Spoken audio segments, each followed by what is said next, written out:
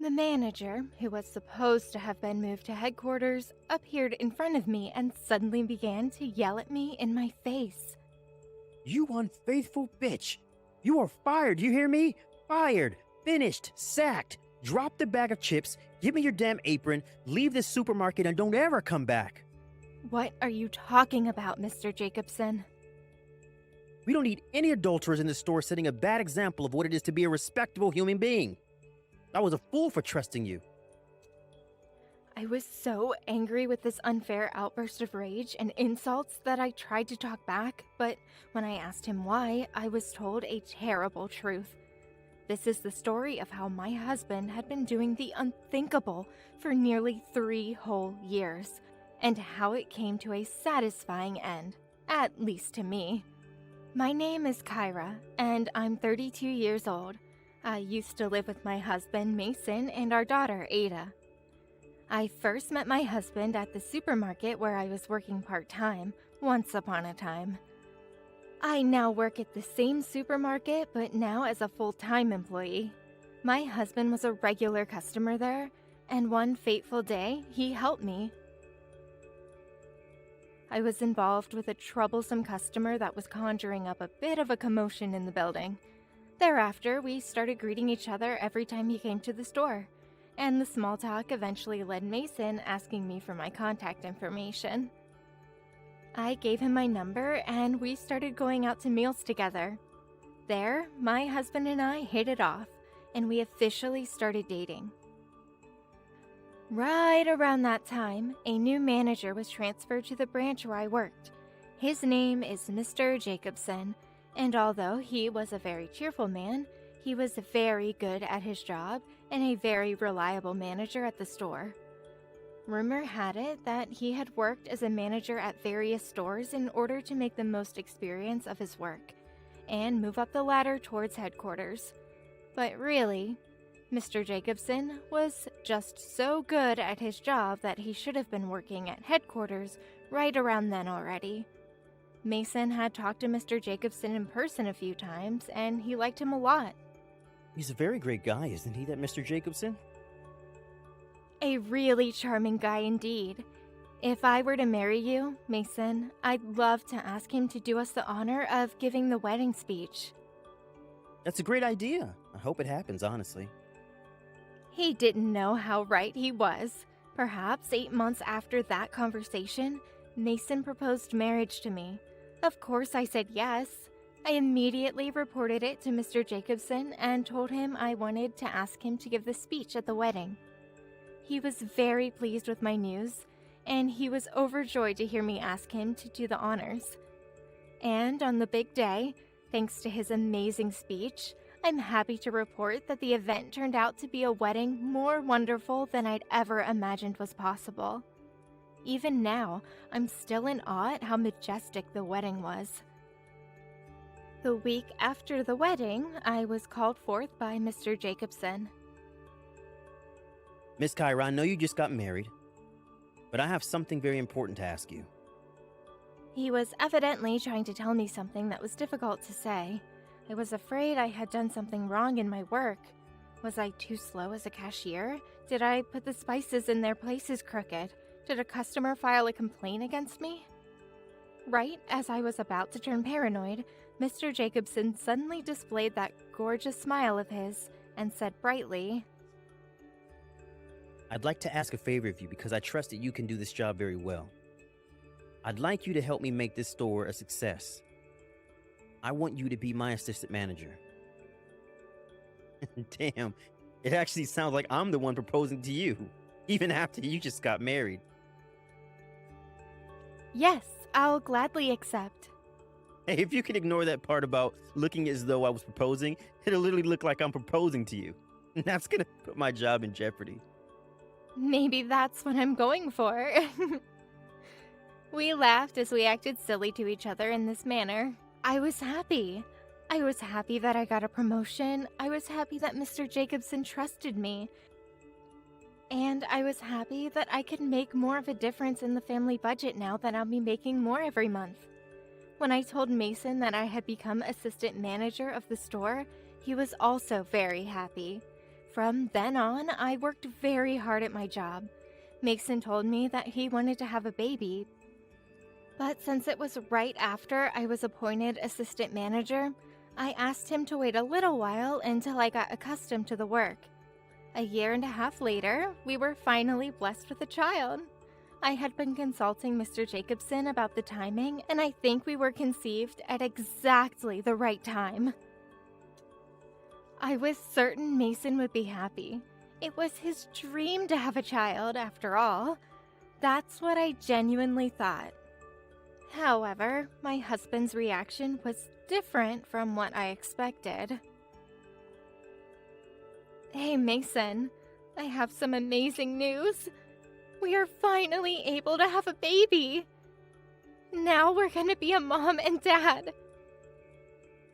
Oh, really? Well, congratulations. Wait, are you not happy? Oh, no, honey, I'm so happy. I really am so happy.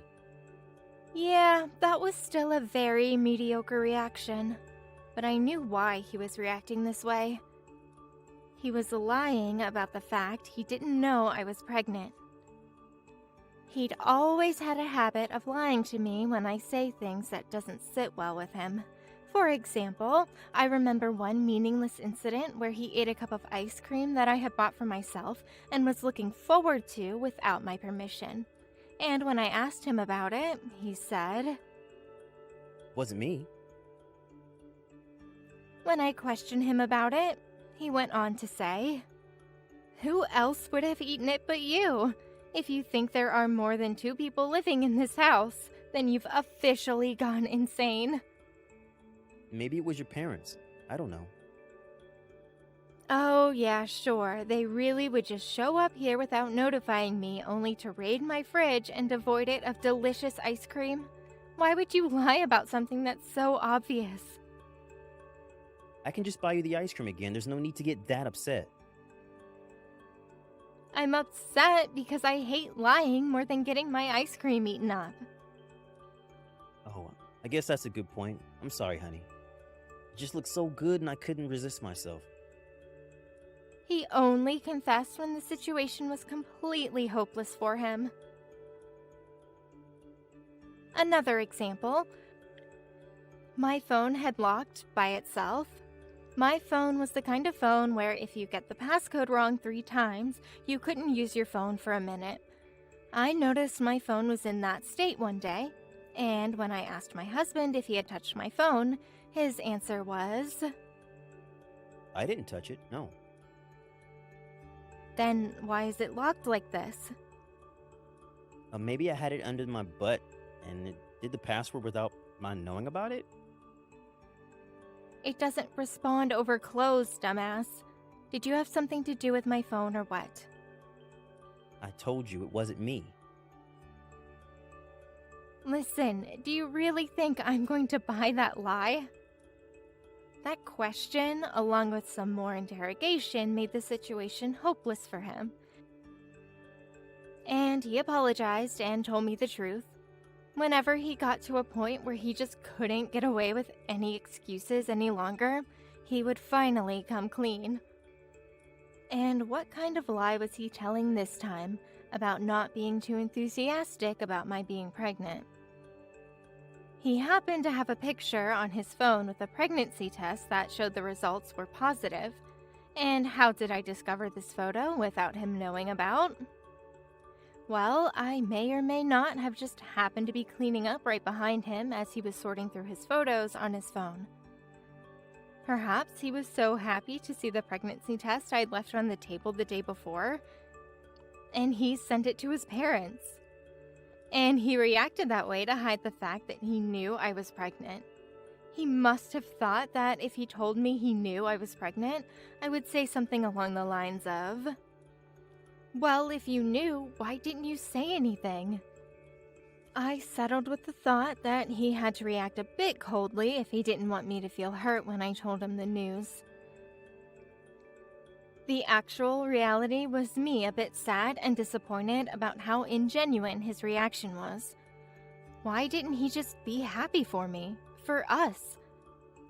Anyway, I got pregnant without any trouble at all, and thanks to Mr. Jacobson's very flexible attitude, I was able to do my work without any of the usual physical labor, and instead worked a desk job for the store. Thanks to the manager, my last month of pregnancy went by without anything amiss happening, and I soon went on maternity leave. I eventually gave birth to a beautiful baby girl, and I thought things would go back to normal. But for some reason, Mason was still pretty distracted even after the birth of our daughter, and his strange behavior never seemed to waver. But I was more concerned about my newborn daughter, and for a while I was so desperate to protect this precious life that I had nurtured that everything Mason ever did just didn't matter whatsoever. And it wasn't like he refused to help me raise our daughter. On the contrary, he was a very good father to Ada, so I didn't have any complaints. When Ada turned 2 months old, Mr. Jacobson stopped by my house with a gift. But unfortunately, the gift was the whole good thing he brought with him that day, for he revealed some bad news. I'm moving to headquarters next month. I feel so bad about the fact that I won't be able to work with you anymore, Miss Kyra. I didn't think it would be right to just leave you without saying anything. So I came to say hello. And of course, I wanted to see your cute little baby's face. Hi there, Ada. Can you say Bobby? I was so shocked. I loved Mr. Jacobson as my boss, and I trusted him with all my heart and soul. So I knew I would miss him. When I told you that he'd brought some bad news, it was only bad news for me. For Mr. Jacobson, this was the best thing that could have happened. His dream was finally coming true, and I couldn't be happier for him. But the sadness and loneliness remained. I wanted to give him a good send-off, so I invited him inside for a few hours, baked him my famous muffins to take home with him, congratulated him for his accomplishments, talked a little, played with Ada, and said goodbye. A few years passed. My daughter was now 2 years old. I put her in daycare as an underage child, and I went back to work at the supermarket.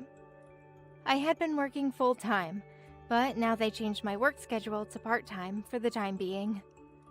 I had to pick up my daughter, so part-time work was the best I could do. Luckily, Mason had just recently been promoted, so he was making more, and our life didn't seem to change at all, really. The supermarket had accepted me back after my maternity leave, and I'm very grateful. Mr. Jacobson was replaced with a younger, more serious man, whose name was Mr. Navarro. Although he'd appeared to be some kind of geek, Mr. Navarro was a very easy man to talk to, and he was a very easy man to work with. I was worried about the working environment changing because of Mr. Jacobson's transfer, but I was pleased to discover it was the same after a couple of weeks.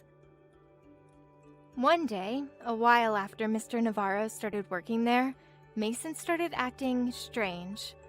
He suddenly started fidgeting more often, and it looked as though he had acquired sudden onset Tourette syndrome.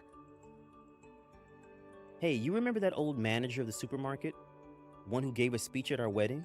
Jacobson, that was his name. Are you still keeping in touch with him?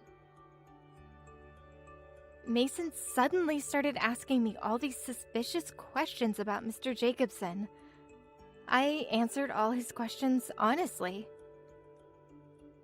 We haven't kept in touch ever since he was promoted into headquarters, honey. I don't even have his contact information anymore. When I told him that, he said, Well, that's good. I'm glad. I wondered why my husband was so relieved. It was very unlike the Mason I initially fell in love with. The questions about my old boss were pretty detailed, and all of them were completely out of the blue. I was curious, of course, but I didn't ask him any questions myself because I didn't think it was important. And the conversation ended when he was satisfied. Recently, Mason had been working even harder, and he was not coming home as often as he used to. And since our daughter is still pretty young, whenever he came home late at night after work, long after Ada's bedtime, the sound of him opening and closing the front door, or the noise of him doing some things sometimes, waked her up.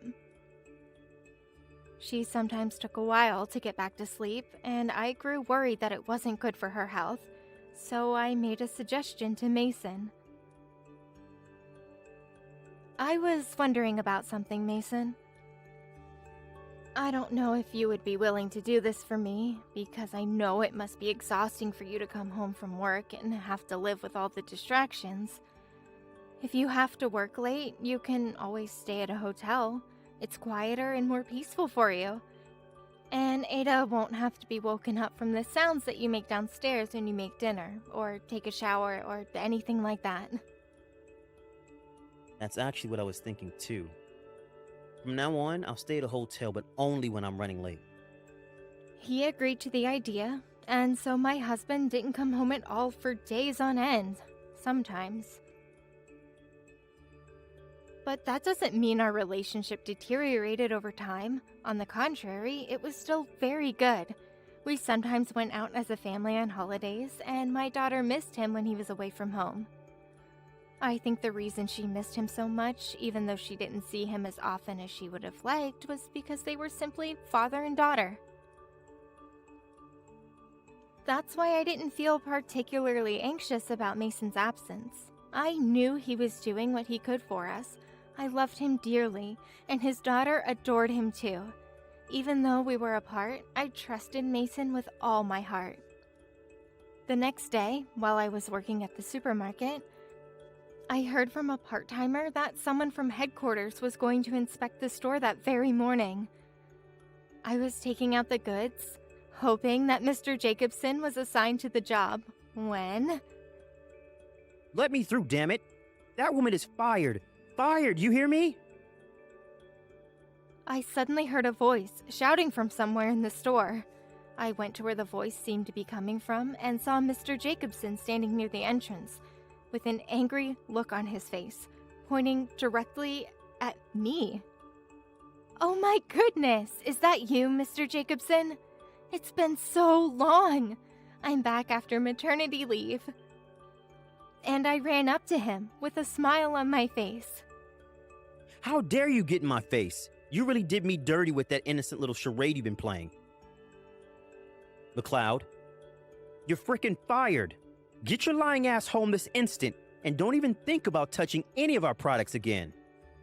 Mr. Jacobson? Is something the matter?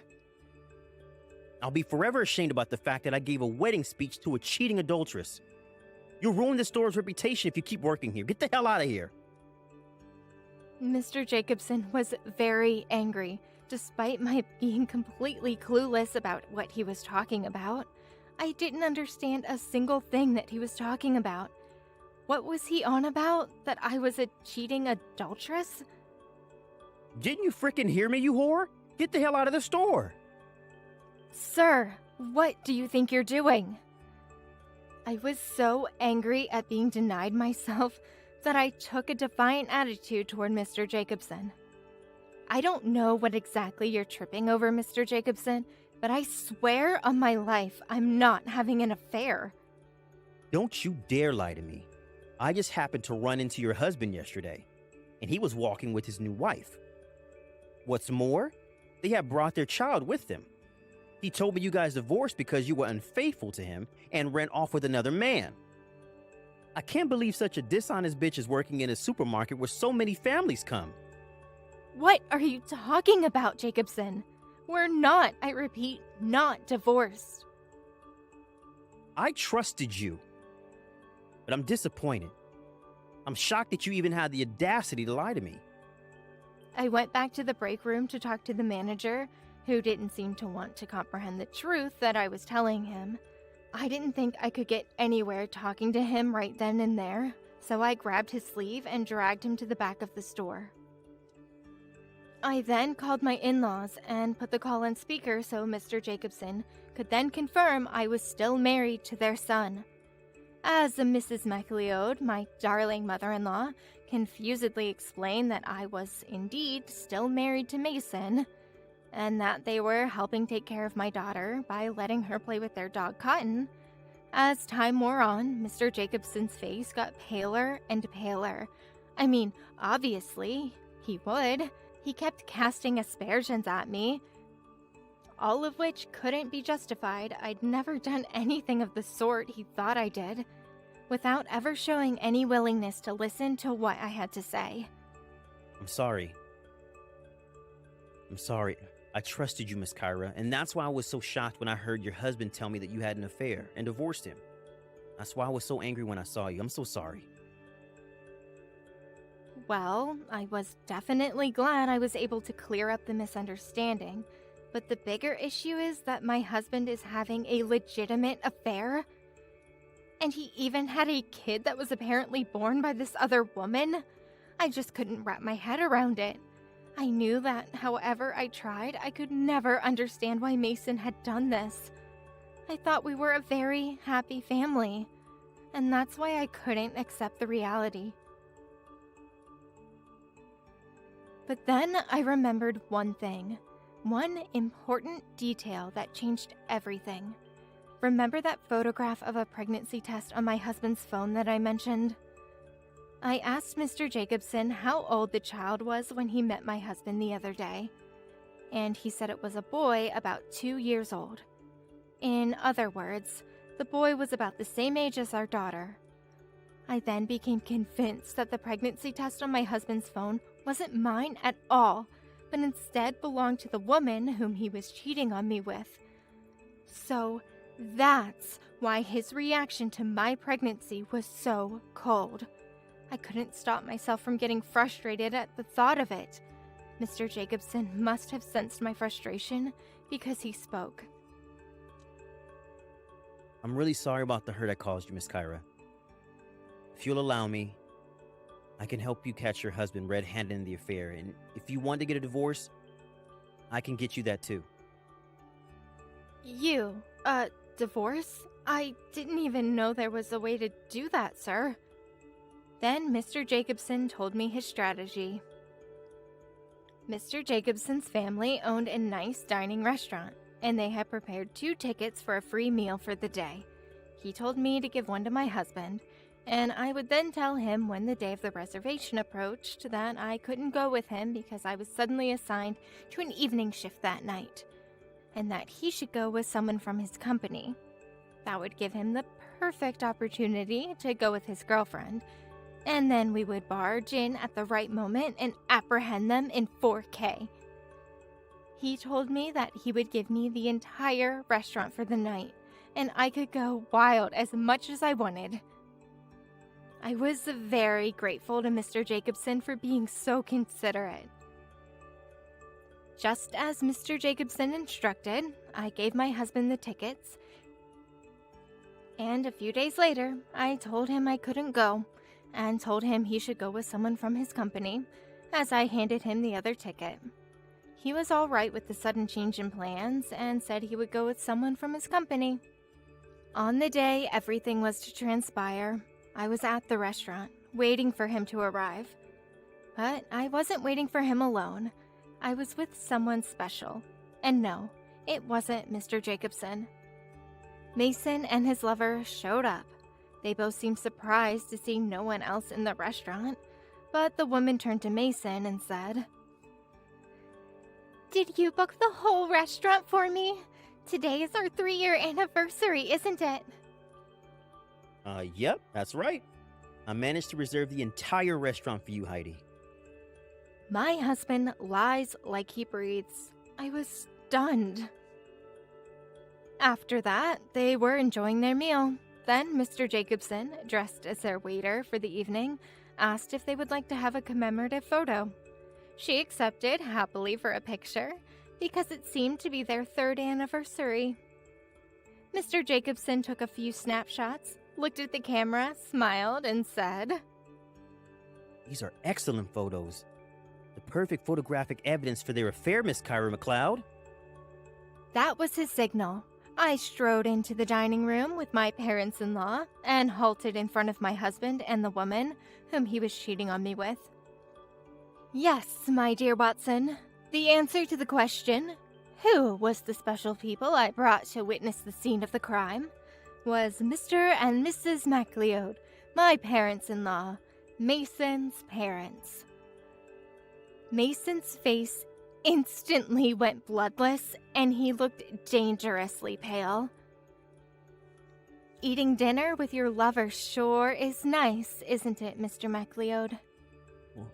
Well, why the hell are you here? And Mom, Dad, what's going on here? What?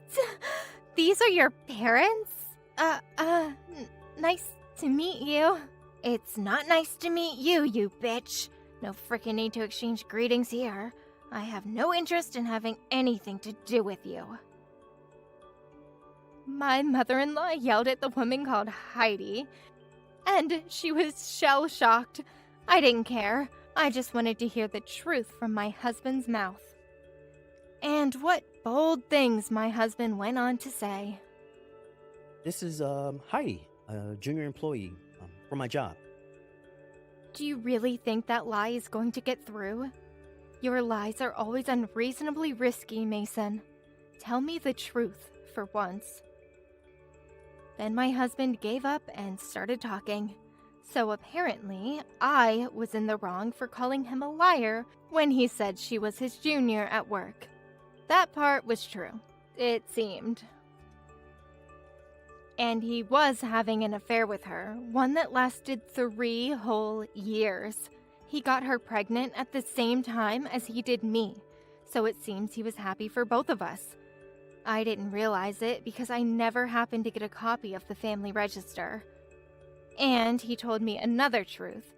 When we'd agreed on the idea that he would stay at a hotel when he worked late, he was in fact spending time at Heidi's home. So, in a nutshell, he was living a double family life. I felt absolutely devastated. I was ashamed I ever considered him a man at all, let alone my own husband. I want a divorce. Sorry. Sure, let's get a divorce. This bastard's gonna pay double the alimony compared to conventional standards. This bastard and this dastardly woman, his partner in this heinous crime. They'll also pay double the child support. Now wait a goddamn minute. You think I have that kind of money? Even if I do divorce Kyra, I'll have a new family with Heidi here. What the hell are you talking about? You're going to live and work at my sister's B&B starting today, and we're going to make sure you never see this bitch again. When my mother-in-law said this, my husband resisted fiercely. But the mental pressure from his parents, as well as the physical pressure from his father, an experienced martial arts athlete, was too much for him to resist for long. You, there. I'm going to charge you alimony too. What? Why? That's freaking stupid. I didn't do shit in this relationship. Everything was initiated by him. I even asked him if it was okay, multiple times. Because I knew he had you as a wife. I asked him nicely, and because he said everything would be alright, I'm not obligated to pay. The fact that you still cheated despite knowing your lover already had a wife is the real problem here. You're gonna have to talk to my lawyer about the rest. Talking to you guys is not going to get me anywhere. After I told her that, my in-laws took their broken son and left the restaurant. I glared at the woman as I followed them out. I heard her muttering insults to my back, but I didn't give a good goddamn. Mr. Jacobson came after me. Are you okay, Miss Kyra? I'm fine, Mr. Jacobson. I feel so much better. I'm glad to hear that. I'm really sorry about what I did earlier this weekend. That was just not okay. Oh, no, sir. I'm just glad it all worked out the way it did. I got a divorce from that asshole after all, and that's all that matters right now. I told him with a smile and left the restaurant. After that, With the help from my lawyer and my parents-in-law, the divorce was finalized without any problems, and Mason was forced by my parents-in-law to quit his job and was sent to his aunt's B&B up in a ski resort on the opposite side of the country. All of his salary was used to pay the alimony he owed me and the child support for our daughter. The money is still being paid regularly every month, and Heidi paid everything she owed in one lump sum. According to my in-laws, her parents paid for it. And now the cheater is raising her own son under the strict supervision of her family. As for me, I was left alone with my toddler daughter Ada. Mason didn't spend much time at home in the first place, so it didn't feel any different from usual. Thanks to my in-laws, Mason's been paying me a substantial amount of alimony on a regular basis, so working part-time until my daughter grows up will be enough to make ends meet. My daughter looks the same as usual, but a mother's instinct is telling me she is feeling pretty sad inside. So my goal from now on is to continue to support her as a loving mother so that she will not feel lonely ever again. She also has 2 sets of grandparents that are always overjoyed to spend time with her.